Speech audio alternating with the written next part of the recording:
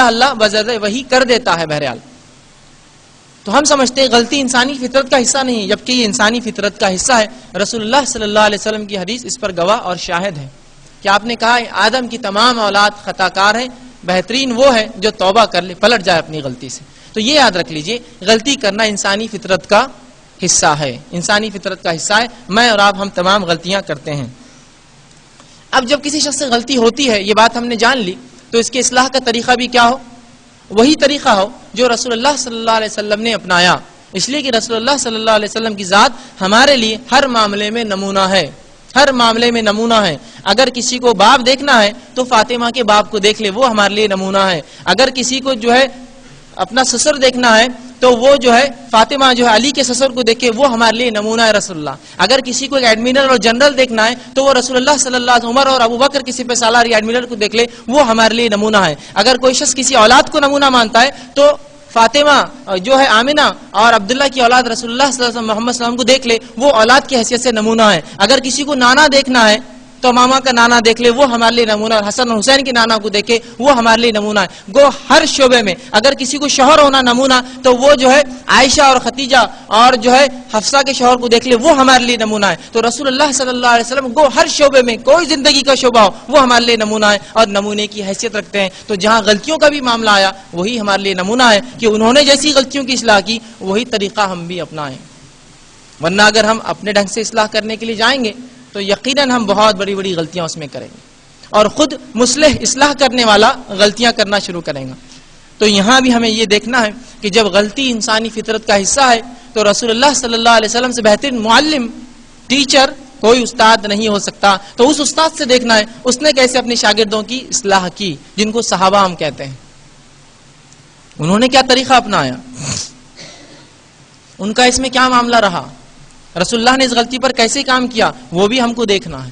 چونکہ اصلاح ایک بہت بڑا حصہ ہے ہماری زندگی کا، یاد رکھیے، جس کے ذریعے لوگوں کے جو غلطیوں کو ہم بتاتے ہیں اور لوگوں کو صحیح طریقے پر لاتے ہیں. تو اس کے لیے بھی یہ ضروری ہے ہم سب کے لیے کہ رسول اللہ صلی اللہ علیہ وسلم کو اس معاملے میں ہم نمونہ بنائیں. ٹھیک ہے، اسی لیے کہ رسول اللہ صلی اللہ علیہ وسلم ایک سب سے بڑے معلم ہے، ٹیچر ہے انسانیت کے لیے. یاد رکھیے، اگر کوئی رسول اللہ صلی اللہ علیہ وسلم کی زندگی کو دیکھیں، لوگ اکثر یہ کرتے ہیں یا احساس کمتری ملوث ہوتے ہیں اور بہت سی بار سوالات بھی اس قسم کے آتے ہیں کہ فلاں لوگ ایسا کر رہے، ہم کیا کریں، فلاں لوگوں کو فلاں چیز کیسے کرے، فلاں قسم کے لوگ فلاں برائی کر رہے، کیسے اصلاح کرے.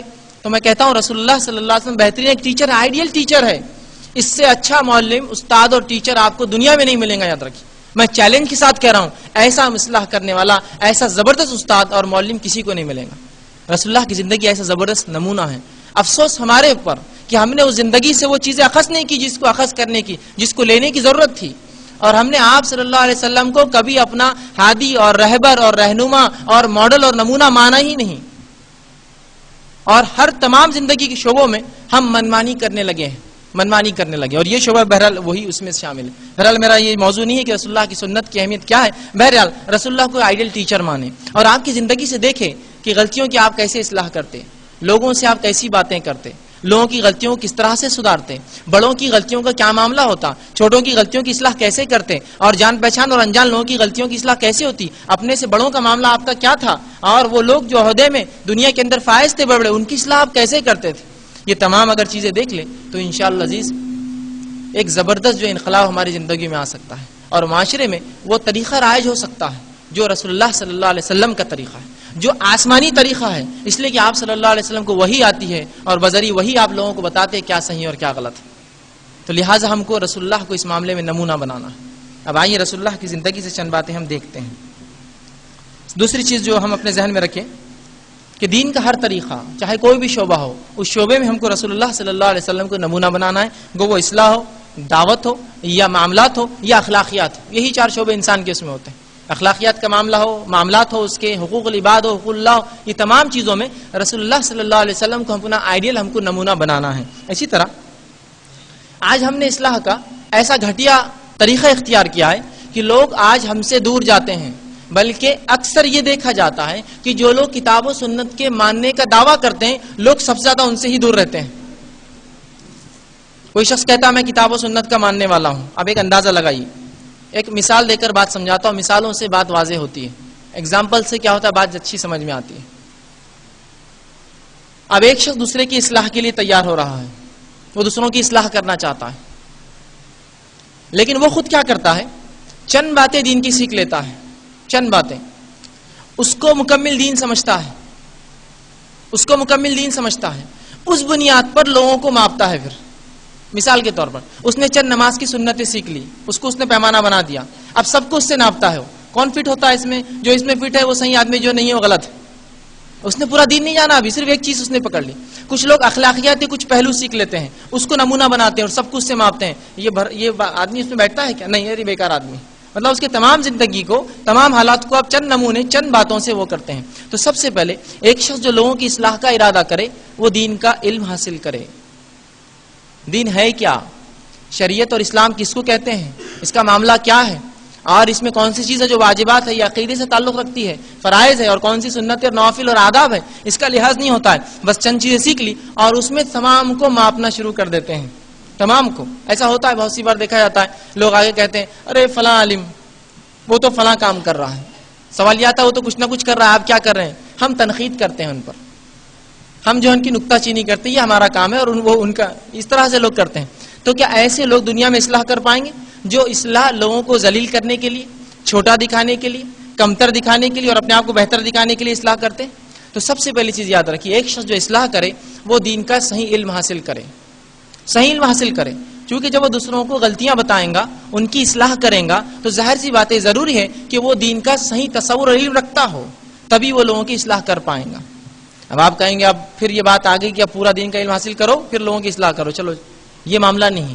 آپ کسی ایک مسئلے میں، عمر ابن خطاب رضی اللہ عنہ جو کہ خلیفہ ثانی ہیں، دوم خلیفہ اسلام کی، اور رسول اللہ صلی اللہ علیہ وسلم فرماتے ہیں کہ عمر کی زبان سے حق کے سوا کچھ نہیں نکلتا، یا عمر کی زبان یا عمر کو دیکھ کر شیطان جو ہے گلی سے پلٹ جاتا ہے، جس گلی سے عمر گزرتا ہے شیطان اس گلی سے گزرتا نہیں ہے، یا میرے بعد اگر کوئی نبی ہوتا تو عمر ہوتا۔ رسول اللہ صلی اللہ علیہ وسلم عمر ابن خطاب رضی اللہ عنہ کے تعلق سے یہ فرماتے ہیں۔ تو خلیفہ ثانی عمر ابن خطاب سے کسی نے سوال کیا، اے امیر المومنین، عالم کون؟ چونکہ اصلاح کی بات آ رہی ہے تو اب ہم اصلاح کریں گے، تو کتنا علم ہو ہمیں؟ تو وہ پوچھا گیا عالم کون؟ تو کہا ایک شخص کسی ایک مسئلے میں اگر قرآن کی ایک آیت کا مکمل علم رکھتا ہو، شان نزول جانتا ہو، اور تمام علوم اس کے تعلق سے علم رکھتا ہو، اور خود اس پر عمل بھی کرتا ہو، وہ آیت اسے یاد بھی ہو، تو وہ اس آیت کا عالم ہے۔ مطلب کسی ایک مسئلے پر اگر آپ کو مکمل علم ہے تو آپ اس کے عالم کہلاتے ہیں، اور یہ کافی اس مسئلے میں دوسروں کی اصلاح کرنے کے لیے۔ دوسرے مسئلے میں آپ کہیے آپ کسی اور سے بات کر لیجیے، اس معاملے میں نہیں جانتا لیکن یہ معاملے کا معاملہ یہ ہے، یہ معاملے کے معاملے میں یا اس میں یہ غلطی آپ سے ہو رہی ہے، سمجھے آپ بات؟ تو اصلاح کے لیے کسی ایک مسئلے کا جس میں ہم اصلاح کرنے جا رہے ہیں مکمل علم ہونا ہمارے لیے ضروری ہے، شرط ہے، ٹھیک ہے۔ اور اصلاح کے اندر علم کے بعد جو دوسری چیز آتی ہے جو سب سے اہم ہے، یاد رکھیے، اور اللہ کے رسول صلی اللہ علیہ وسلم اس چیز کے بارے میں کہتے ہیں کہ قیامت کے دن ترازو کے اندر میزان میں سب سے بھاری عمل اخلاق ہوں گے۔ قیامت کے دن میزان میں سب سے بھاری اعمال، جو میزان کو جھکانے والے اعمال ہوں گے، اخلاق ہوں گے، اخلاق۔ اب ایک شخص لوگوں کی اصلاح کو نکلتا ہے جس کے اخلاق گھٹیا اور بدتر ہے، کیا وہ اصلاح کر سکتا ہے لوگوں کی؟ اس کے خود کے اخلاق پر لوگ پریشان ہیں۔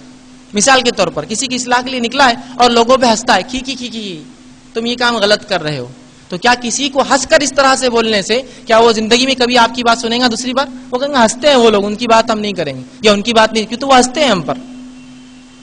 تو گھٹیا طریقہ اختیار کا، جبکہ رسول اللہ صلی اللہ علیہ وسلم کے تعلق سے قرآن نے فرمایا فَإِنَّكَ لَعَلَىٰ خُلُقٍ عَظِيمٍ، کہ نبی اکرم صلی اللہ علیہ وسلم ہم نے آپ کو اخلاق کے سب سے بلند مرتبے پہ فائز کرا، سب سے بلند مرتبے۔ تو اخلاق کا صحیح ہونا، کہ جو شخص اصلاح کرے علم کے بعد اس کے اخلاق بہتر ہو۔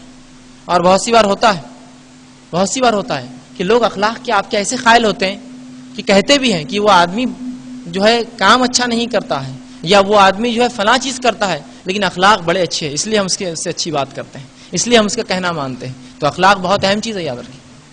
تو اخلاق کا جو ہے اچھا ہونا، جیسے کہ رسول اللہ صلی اللہ علیہ وسلم کے بہترین اخلاق تھے۔ اسی طرح اب آئیے اور چند چیزوں کو، جب ایک انسان اصلاح کرے لوگوں کی، اور فیلڈ ورک جس کو کہیں گے، لوگوں کو جا کر بات کرے یا اصلاح کرے، تو وہ کن چند باتوں کو مد نظر رکھے، ذہن میں رکھے۔ انشاءاللہ وہ چند باتیں ایک کے بعد ایک دیگر آپ کو بتانے کی میں کوشش کروں گا۔ تو جو چند باتیں ایک شخص جو لوگوں کی اصلاح کرے، جو اپنے ذہن میں رکھے، وہ باتیں ایک کے بعد ایک دیگر آپ کے سامنے میں رکھنے کی اب ایک کے بعد نکات کی شکل میں، پوائنٹس کی شکل میں کوشش کروں گا۔ سب سے پہلی چیز، جو شخص لوگوں کی اصلاح کرے اس کے نیت میں اخلاص ہو. جو شخص لوگوں کی اصلاح کرے اس کے